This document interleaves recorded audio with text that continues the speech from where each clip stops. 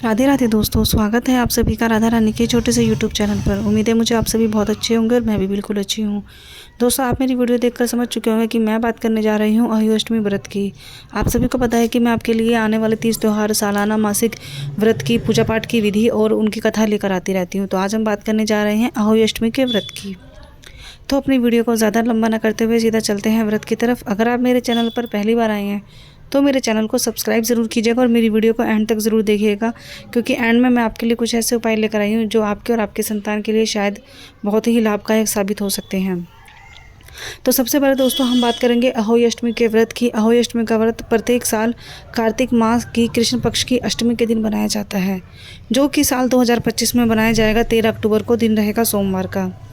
अहोई माता का व्रत शादीशुदा महिलाएं रखती हैं हिंदू धर्म में, जो कि अपने संतान की लंबी आयु के लिए, संतान के अच्छे करियर के लिए, अच्छे स्वास्थ्य के लिए और संतान पक्ष से हो रही कोई भी समस्या, यानी कि जैसे किसी की संतान जो है बीमार रहती है, संतान होने के बाद लंबे समय तक जीवित नहीं रह पाती है, किसी किसी का पेट में ही जो है संतान गर्भ में ही नष्ट हो जाती है, जिस भी महिलाओं को संतान के पक्ष से लेकर कोई भी दिक्कत आ रही है, वह सभी महिलाएं अहोई अष्टमी का व्रत रखती हैं, क्योंकि अहोई माता हमारी संतान की रक्षा का वरदान देती हैं, आशीर्वाद देती हैं, वह हमारी संतान की रक्षा करती हैं।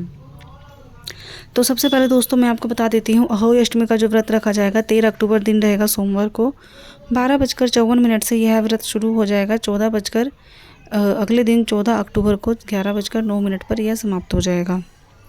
शाम की जो पूजा का समय रहेगा दोस्तों 5:53 का रहेगा 7:08 तक। 5:53 से 7:08 तक आप ये व्रत खोल सकते हैं, अपना पूजा कर सकते हैं। तारे जो निकलेंगे वह निकलेंगे 6:17 पर और चांद निकलेगा 11:20 पर। अहोई अष्टमी का जो व्रत खोला जाता है दोस्तों, वह तारों को देखकर खोला जाता है, चांद को देखकर नहीं खोला जाता। इस दिन आप तारे जब भी निकलते हैं, तारों को पूजा कर तारों को अर्घ्य देकर अपना व्रत खोल सकते हो।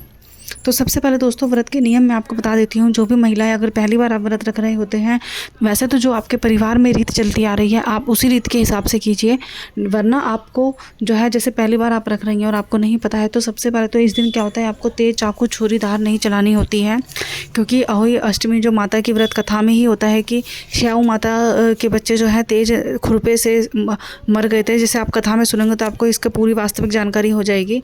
तो इस दिन इसीलिए तेज चाकू छुरी कैंची तेज नुकीली चीज़ों का इस्तेमाल नहीं करते हैं। व्रत के नियम में आपको सबसे पहले सुबह उठकर नहाना है। नहाकर अहोई माता की प्रतिमा रखनी है, माता को फल फूल इत्यादि आपको चढ़ाने हैं, माता की पूजा करनी है, माता की आरती करनी है, दीप धूप देना है, ठीक है। इसके बाद आप 12 बजे से पहले, दोपहर में 12 बजे से पहले अहोई माता का जो कलश होता है, मिट्टी का छोटा कलश आता है, करवा जिसको हम बोलते हैं, जैसे करवा चौथ में एक करवा आता है, उसके अंदर थोड़ा छेद होता है जिससे हम पानी चांद को रख देते हैं। लेकिन अहोई माता का जो करवा होता है उसमें छेद नहीं होता, वो छोटा मिट्टी का घड़े जैसा होता है, पर वह आकार में छोटा होता है। कोई कोई बड़ा भी रख लेते हैं, अपने अपने हिसाब से होता है सब कुछ। तो आपको वो भर के रख लेना है। तो आपको 2 कलश भर के रखने होते हैं, जिसमें एक में तो आप पानी भर के रखते हैं जो कि रात को आप तारों को देते हैं, और एक कलश में आप अपने संतान के लिए खाने पीने की चीज़ें भर के रखते हैं, वह आप दोनों भर के रख लीजिए। इसके बाद आपको करना क्या है, ये आप अपना उपाय कर लीजिए और 12 बजे से पहले आपको ये चीज़ें करके समाप्त कर देनी होती है। उसके बाद जब शाम को 3 या 4 बजे सूरज छुपने से पहले एक बार आपको अहोई माता की कथा अवश्य सुननी होती है। उस कथा में आप माता के लिए जैसे थोड़े से चावल, चीनी, आटा, सिंगाड़े, फल फूल, मिठाई इत्यादि रखकर माता की दीप जलाइए, और माता का एक लोटे में, कलश में, चांदी के या स्टील के, पीतल के, तांबे के किसी भी कलश में पानी भरकर उसमें एक चांदी का सिक्का, 1 का सिक्का या चांदी की कोई भी चीज़, चांदी की मतलब चैन हो, अंगूठी हो, कुछ भी हो आपके पास, वो आप डाल सकते हो, और गेहूं के दाने थोड़े से हाथ में रखकर आप अहोई माता की कथा सुनिए।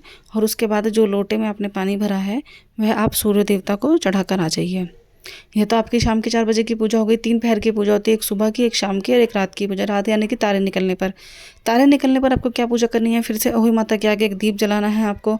जो भी आपने अपने घर में भोग बनाया है माता के लिए, यानी कि आपको सफ़ेद दूध भात या खीर आप बना लीजिए, या हलवा बना लीजिए, मीठा सीरा आप बना लीजिए, कोई भी चीज़ आप बनाकर और माता को जो है भोग लगाइए। अहोई माता को भोग लगाकर आपने जो मिट्टी का कलश भरा था जिसके अंदर पानी था, वह मिट्टी का कलश आप ऊपर जाकर चांद को, जो भी आपने भोग लगाया है वो थोड़ा सा भोग चांद को रख देकर, मिट्टी के जो कलश में पानी है वह चांद को चढ़ाकर अपना व्रत पूरा कर सकते हो तारे निकलने पर। तारे को, मतलब बेसिकली जो आपको पानी देना है वो तारों को देना है। और उसके बाद जो दूसरे कलश में आपने अपने संतान के लिए खाने पीने की चीज़ें रखी थी वह आप अपने संतान को बांट सकते हो। अगर आपकी संतान छोटी है उनको आप खिला सकते हो, बड़ी संतान है आप उनको अपने थोड़े थोड़े हिस्से में बांट सकते हो। यह व्रत दोस्तों सभी संतान के लिए होता है, इसमें कोई बेटा या बेटी के लिए नहीं होता कि भाई बेटे होंगे तो ही व्रत रखेंगे या बेटी नहीं, बेटी है तो इसके लिए नहीं है। सभी संतान चाहे बेटा हो या बेटी सभी के लिए रखा जाता है। तो ये तो आपकी व्रत की नियम विधि मैंने आपको बता दी है। इसके बाद आपको व्रत की कथा अवश्य सुननी है, क्योंकि बिना व्रत कथा के व्रत हमारा अधूरा माना जाता है। अब मैं आपको बताती हूँ दोस्तों, सबसे पहले तो आपको करना क्या है, अहोई माता की अष्टमी वाले व्रत वाले दिन कुछ छोटे छोटे ऐसे उपाय हैं कि जिससे कि अगर आपको आपके संतान पक्ष को लेकर कोई दिक्कत आ रही है तो वह आपकी समस्याएं दूर हो जाएंगी।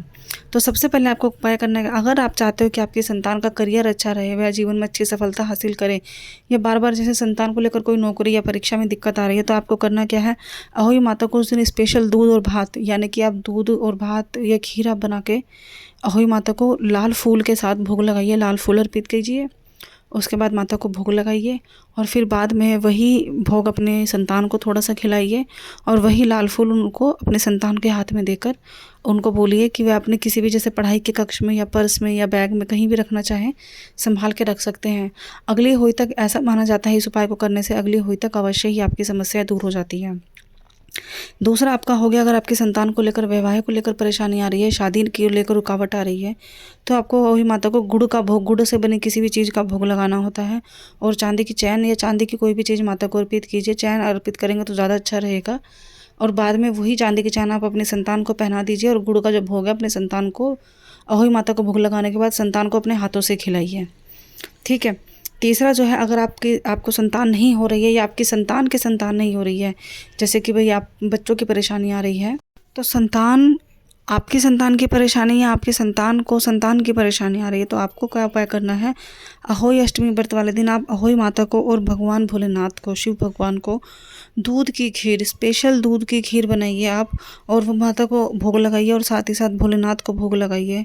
और अहोई माता को 9 चांदी के मोतियों की माला आपको किसी भी सुनार की दुकान पे मिल जाएगी। आप जाके कहिए कि मेरे को चांदी के मोतियों की माला लेनी है।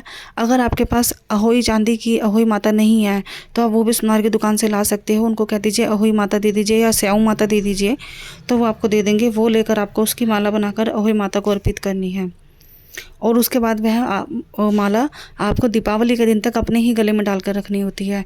दोस्तों, अहोई माता के व्रत में अहोई माता का होना बहुत ज़रूरी होता है। चांदी की अहोई माता या सफ़ेद धातु से बनी कोई भी अहोई माता आपको सुनार की दुकान पर मिल जाएगी। जो भी महिला यह व्रत रख रही हैं वह अहोई माता अपने गले में ज़रूर धारण करें। सबसे पहले तो आपको जो कलश मैंने मिट्टी का बताया, उस कलश के ऊपर आपको अहोई माता को पूजा के समय रख देना है और जब आपकी पूरी पूजा समाप्त हो जाएगी तो वह आपको दीपावली के दिन तक 8 दिन तक अपने गले में ही धारण करके रखनी होती है। तो विवाह के अगर जिस संतान को संतान की परेशानी आ रही है तो उपाय उनको यही बताना है कि दूध से बनी खीर आपको माता को और भगवान भोलेनाथ को अर्पित करनी है और अहोई माता को 9 मोतियों की माला अर्पित करनी है और फिर वह दीपावली के दिन तक आप अपने गले में डालकर रखिए। तो दोस्तों, यह 3 छोटे छोटे उपाय हैं जो मैंने आपको बताए हैं संतान के करियर को लेकर, विवाह को लेकर, और संतान या आपकी संतान को संतान की परेशानी है तो उसके लिए उपाय हैं जो कि आप अहोई अष्टमी के दिन करते हो। तो ऐसा माना जाता है कि अगली अहोई अष्टमी तक यह परेशानी आपकी दूर हो जाती है। अहोई माता हमारी संतान की रक्षा करती है। आप ध्यान रखिए, देखो इस दिन आपको चाकू, छुरी ऐसी चीज़ों का इस्तेमाल नहीं करना होता है। कोई भी भोजन अगर आपको बनाना है, आपके घर में कोई ऐसा नहीं है कि भाई कोई दूसरा इंसान काट दे, तो आप जो भी खाना आपको बनाना है वह एक दिन पहले काट पीट कर सारा अपना रख लीजिए। तो छोटे छोटे उपाय अगर आप करेंगे नियम से तो आपको ज़रूर फ़ायदा मिलेगा। तो दोस्तों, कोई भी व्रत जो होता है वह हमारा व्रत पूरा तभी होता है जब हम पूरी विधि के हिसाब से करते हैं। और यह विधि जो मैंने बताई है चाकू छुरे वाली, यह सभी के लिए ज़रूरी नहीं है। जो यह व्रत पहली बार रख रहे हैं आप वह विधि के हिसाब से कर सकते हो। बाकी जैसा आपके ससुराल में होता आया है या आपके मायके में होता है आप वैसा कीजिए।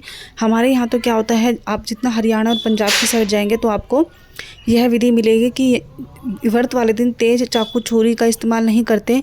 और स्याऊ माता की कथा, अगर आप अहोई अष्टमी का व्रत रखेंगे और अहोई अष्टमी की कथा सुनेंगे तो उसमें भी आपको पता लगेगा तेज चाकू छुरी का इस्तेमाल अहोई अष्टमी के व्रत वाले दिन क्यों नहीं करते हैं।